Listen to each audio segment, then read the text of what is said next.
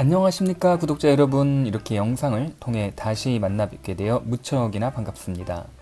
최근 몇 달 정도 코스피가 3천을 계속 업앤다운 하고 있습니다. 아주 지루한 조정 국면인데요. 주식 투자에 있어서는 상승이나 하락장보다 더 어려운 시황이 조정장, 긴 조정장이라 생각합니다. 특히 코로나의 새로운 변종인 오미크론의 확산세는 지금까지의 변이와는 매우 다른 양상으로 무섭게 확진자를 생산해내고 있습니다. 많은 사람들이 백신 접종 후에 어느 정도 코로나가 진정될 것으로 기대를 했지만 이런 예상과는 다르게 전 세계적으로 다시 방역에 대한 여러 고민을 하도록 만들고 있습니다. 일상으로 회복하지도 못하고 방역을 강화하지도 못하는 어정쩡한 상황으로 전개가 되고 있는데요. 이러지도 저러지도 못하는 현재의 상황을 그대로 대변이라도 하듯 주식시장도 특정 박스권을 형성하면서 오르락 내리락을 계속적으로 반복하기만 하고 있습니다. 우리는 이때 보유하고 있는 종목들의 포트폴리오를 다시 한번 점검해 보면서 장기적 안목에서 내가 하고 있는 투자의 내용을 좀 더 질적으로 견고히 할 필요가 있을 것 같습니다. 현재 시점에서 종목들에 대한 가치 평가를 투자를 결정했던 시점과 비교해 기대했던 부분과 큰 변동은 없었는지, 혹은 앞으로의 성장 방향에 대한 어떤 변화나 변동성은 없을 것인지, 그것도 아니면 더 좋은 종목으로 인해 기존 종목을 매도해야 하는지 등등 종목 포트폴리오 구성에 대한 현재의 상황을 전반적으로 살피면서 긴 조정 기간에 추가 매수에 대한 활동보다 내실을 다지는 것도 좋은 방법일 것 같습니다.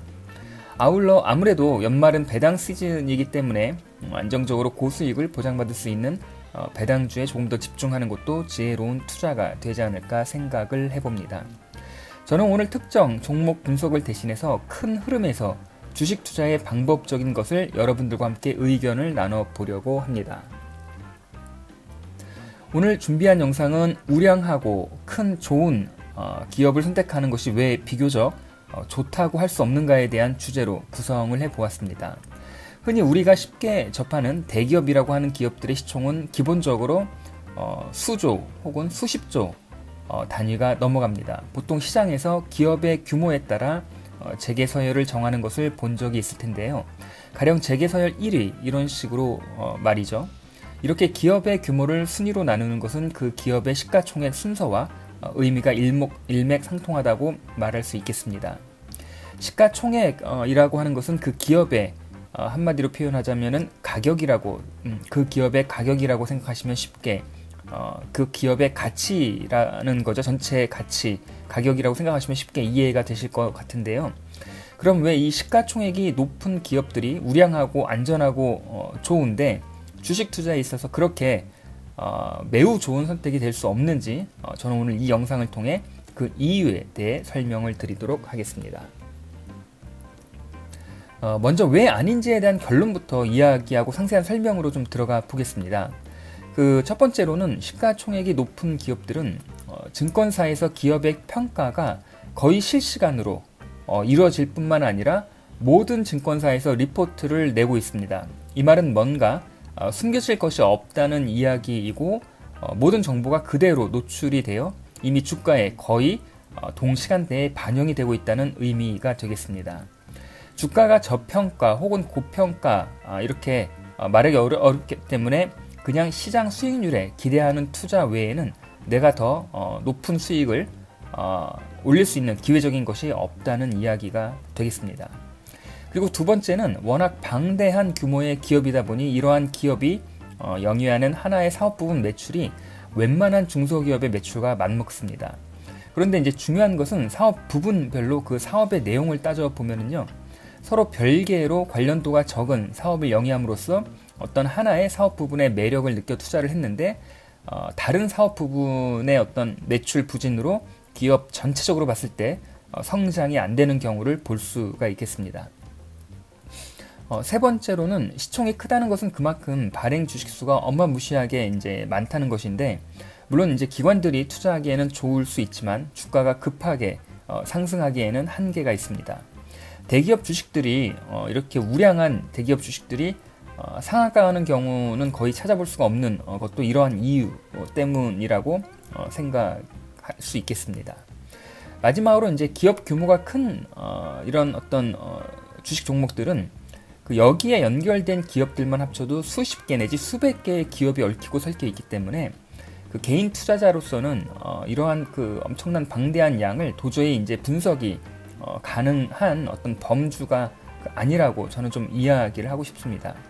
그러면 이러한 이유로 왜 시가총액이 높은 기업이 좋은 주식이 아니라는 것을 좀 더 구체적으로 차근차근 예를 들어가며 설명을 드리도록 하겠습니다. 국내 시가총액 부동의 1위죠. 여러분들도 다 아시겠지만 삼성전자입니다. 무려 시가총액이 425조이고요. 그리고 2020년 작년 한 해의 매출이 230조입니다. 그리고 영업이익만 36조, 그리고 순이익 26조를 기록하였습니다. 여러분들은 이 숫자가 어느 정도의 규모인지를 혹시라도 느끼실 수 있으신가요? 일반적인 상황에서 코스닥 상장사 중 매출 한 2천억 정도 하는 회사의 시가총액이 한 4천억을 기준으로 이렇게 했을 때 그 무려 1000개 이상의 회사에 해당하는 기업 규모라고 할 수 있겠습니다. 그 삼성전자와 뷰웍스란 기업을 좀 하나로 예를 들어보겠습니다. 그 삼성전자는 뷰웍스라는 기업의 시가총액의 약 1300배의 규모이고, 그리고 매출은 2020년 기준 약 1400배의 매출을 올렸고, 영업이익은 약 1200배, 그리고 순이익 1100배에 해당하는 실적을 시현한 것입니다. 그 한마디로 삼성전자는 뷰웍스 같은 기업이 1000개 이상 넘어야 하는 규모의 기업이라는 것입니다. 실로 어마어마한 규모의 기업이라는 것이 느껴지실 것입니다. 그 개인 투자자로서 이러한 규모의 회사, 다시 말해서 그 뷰웍스 같은 기업이 1000개 이상 들어있는 기업 규모의 분석이 가능할 거라 생각하시는지요? 그 잘 아는 기업에 투자해야 한다는 측면에서 삼성전자가 아주 우량한 기업이지만 개인이 제대로 기업을 파악하고 분석해서 알기까지는 굉장히 쉽지 않기 때문에 과연 삼성전자에 투자하는 것이 올바른 것인가 생각해 볼 필요가 있을 것입니다. 다음은 삼성전자의 주요 주주인데요. 보시면 삼성생명이 약 21%의 지분을 가지고 있는 최대 주주가 되겠습니다. 삼성전자의 주인은 이재용 부사장이 아닌 삼성생명이라는 것입니다. 그런데 삼성생명의 최대 주주는 또 삼성물산으로, 삼성물산이 약 20%의 그 삼성생명의 지분을 가지고 있습니다. 마지막으로 삼성물산은 이재용 부사장이 약 18%의 지분을 보유하고 있고, 결국 삼성물산을 통해 삼성생명을 지배하고, 그리고 삼성생명을 통해 삼성전자를 지배하는 아주 복잡한 구조가 되겠습니다. 가능성은 적겠지만 삼성전자는 삼성생명과 삼성물산의 경영 성과나 그 밖의 여러 요인으로 영향을 직간접적으로 받을 수밖에 없는 구조적인 문제점을 가지고 있다는 것입니다. 이러한 복잡한 지배구조를 잘 이해하고 투자를 할 수 있는 개인이 얼마나 가능할지에 대해서 생각해 볼 때 저는 많은 의구심이 들 수밖에 없겠습니다. 또 한 예로 그 이재용 부사장이 이제 삼성물산의 어떤 그런 좀 지분을 늘리기 위해 그 예전에 이제 제일모직하고의 어떤 합병이 있었는데, 이런 어떤 이 정말 있어서는 안 될 그런 어떤 일들이 좀 벌어지기도 하고요. 이건 뭐 누가 봐도 완전히 뭐 아주 고의적으로 계획적인 어떤 그런 기업 합병이었는데, 이게 뭐 결국은 삼성전자를 지배하기 위한 그런 어떤 순환 구조, 순환은 아니지만 어떤 계속 이제 징검다리식으로 이런 어떤 지배 구조를 만들어갈 수밖에 없고, 그런 어떤 무리한 합병, 이런 부분들은 결국 삼성전자나 이런 어떤 부분에 있어서 굉장히 위험한 요인으로 이렇게 될 수밖에 없는 그런 어떤 아주 복잡한 상황이라고 이야기 드릴 수 있겠습니다. 그리고 삼성전자는 그림과 같이 크게 이제 4개의 사업 부문으로 나뉘어져 매출을 올리고 있는데요. 간단히 말하면 이제 가전제품을 담당하는 CE 부분이 있고요. 이제 휴대폰을 주로 담당하는 IM 부분, 그리고 이제 반도체와 디스플레이를 담당하는 DS 부분, 그 마지막으로 최근 인수한 하만, 이렇게 이제 4가지 사업 영역에서 매출과 이익을 발생시키고 있는데요. 각각의 사업 부분장이 일반 뭐 중견기업 이상의 어떤 그 사장하고도 맞먹을 만큼 이 각각의 이제 사업 부분이 굉장히 큰 규모의 매출을 지금 시현하고 있습니다. 이렇게 네 개의 사업 영역으로 크게 나뉘어진 이 삼성전자는 그림과 같은 연결 회사가 복잡하게 얽혀서 연결 매출을 시현하고 있는데요. 삼성전자에 연결된 관계 회사만 무려 234개의 회사가 되고요. 그리고 주요 종속 회사만 하더라도 136개의 회사가 있습니다. 주요 자회사 136개의 재무제표가 금융감독원 공시자료에 올라와 있을 것입니다. 그런데 과연 이 많은 자료를 수집하는 것조차도 쉽지 않겠지만 정말 읽고 분석하고 이해할 수 있을 정도의 양인지 저는 개인적으로 가늠이 되질 않습니다. 그리고 제가 지금 보고 있는 삼성전자 사업보고서 쪽수만 해도 무려 446페이지가 되는 거대한 분량으로 읽어 내려가는 것조차 쉽지가 않을 듯합니다. 사업 보고서상에 연결된 자회사의 이름만도 몇 페이지에 걸쳐 기재가 되었는데요. 이러한 자회사들의 내용을 들여다보는 일은 일반 개인 투자자로서는 불가역적일 수밖에 없을 것 같습니다. 삼성전자가 아주 훌륭한 기업이라는 데에는 이견이 없습니다. 다만 이 기업 집단이 무엇을 하고 있는지 알기 위해서는 개인의 역량으로는 분석이 역부족이지 않을까 이런 생각이 듭니다. 그리고 구체적으로 사업 부분별로 매출을 보면요. 매출 기여를 보게 되면 가전제품 사업 매출이 약 40조입니다. 물론 연간이죠. 2020년 기준 연간 가전제품 사업 부분이 약 40조로 전체 매출의 20%를 기여했고요. 휴대폰 사업 부분이 약 80조, 전체에서 40% 정도의 매출을 차지하고 있고, DS 부분, 반도체와 디스플레이죠. 68조, 그러니까 33%. 그리고 마지막으로 그 DS 사업 부분 중에 디스플레이 사업은 22조로 약 11%의 매출 기여를 하고 있습니다.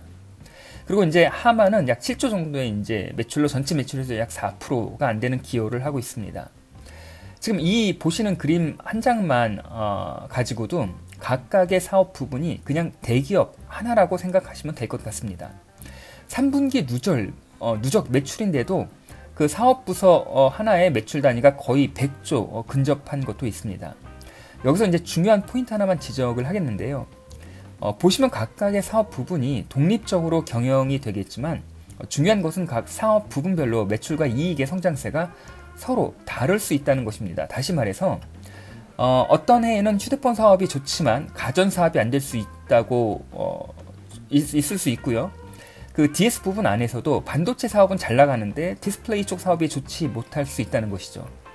이 말을 다시 이야기하자면 각각의 영위하는 사업 부분이 워낙 매출 규모도 커서 그렇겠지만 서로 이익과 매출을 희석시킬 수 있다는 말이 되겠습니다.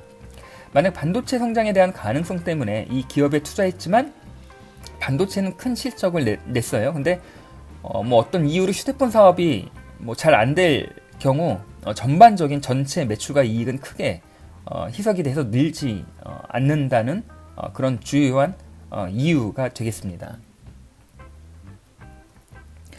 이런 현상은 비단 삼성전자뿐만 아니라 우리나라 대기업, 즉 시가총액이 수조 원씩 하는 기업들은 그 규모 면에서 약간의 어떤 차이가 있을 뿐 삼성전자와 그 상황이 아주 유사하다고 이야기할 수 있겠습니다. 그렇기 때문에 개인 투자자로서 주식 투자를 잘 하기 위해서는 이러한 규모가 큰 회사보다는 비교적 시총 규모가 한 5천억 정도 이하의 실적 성장세가 견조한 주식 종목에 투자하는 것이 여러모로 유리할 수 있다고 저는 추론이 가능하겠습니다.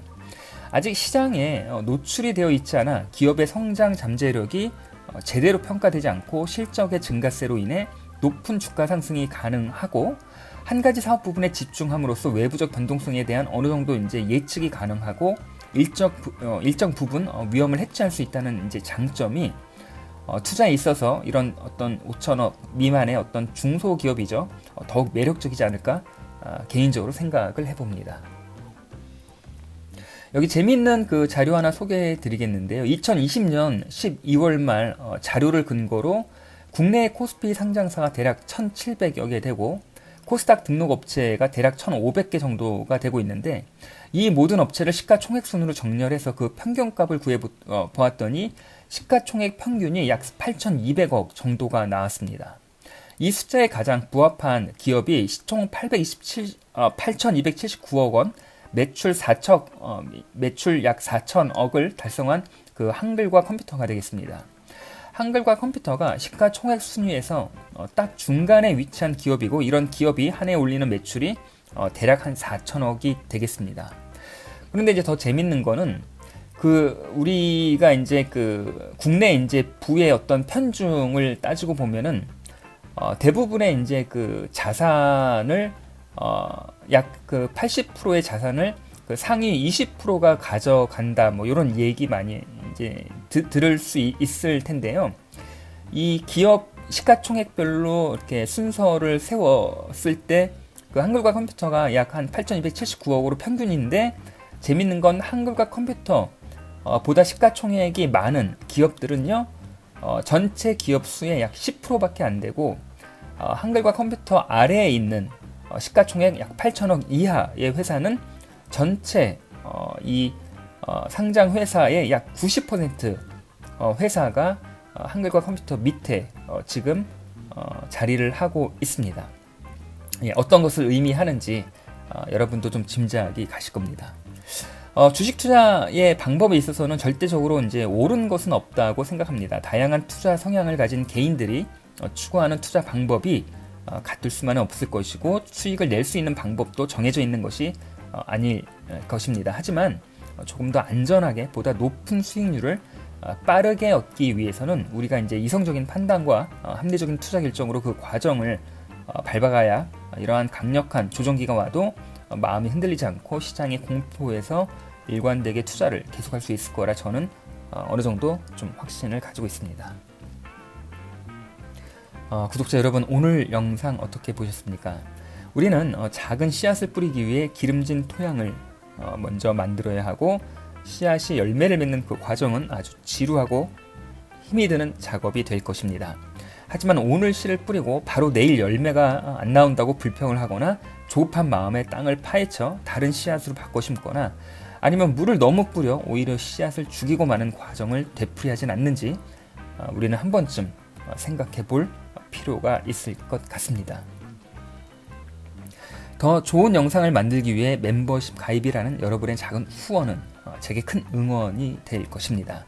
오늘도 씨앗을 키워 열매를 맺기 위한 노력을 하는 많은 분들의 성공 투자를 기원하면서 저는 다음번 영상으로 다시 찾아뵐 것을 약속드립니다. 이만 마치도록 하겠습니다. 감사합니다.